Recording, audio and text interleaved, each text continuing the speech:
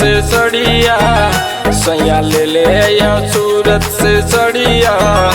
असो करब हम छठ के परबिया, असो करब हम छठ के परबिया।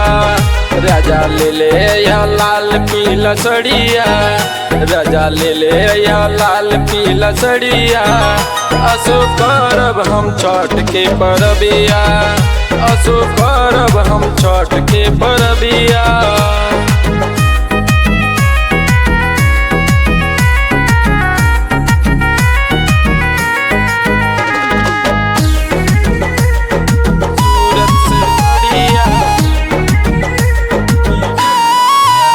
पूरी ठेकुआ से दौरा सजावल जाई, छठी मैया के घाटे चलल जाई।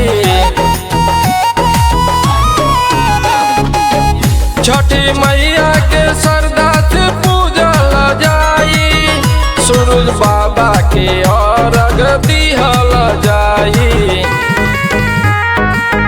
छठी मैया के चुनरी चढ़ावल जाई, छठी मैया से बाबू मांगल जाई।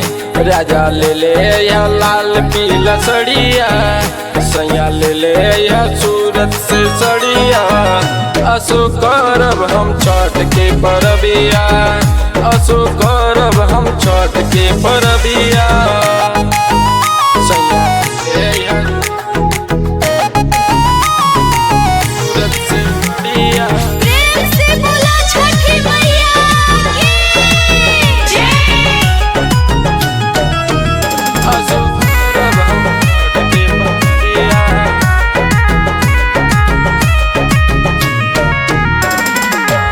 हरा उखिया से कोसी भरल जाई, माटी के कलसा पर दिया जलावल जाई।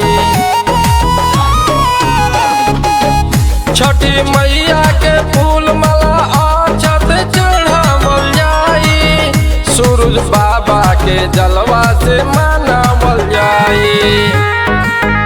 छठी मैया के चुनरी चढ़ावल जाई, छठी मैया से झुनमुन मांगल जाई। राजा ले ले या लाल पीला सड़िया, सैया ले ले या सूरत से सड़िया। असो करब हम छठ के परबिया, असो करब हम छठ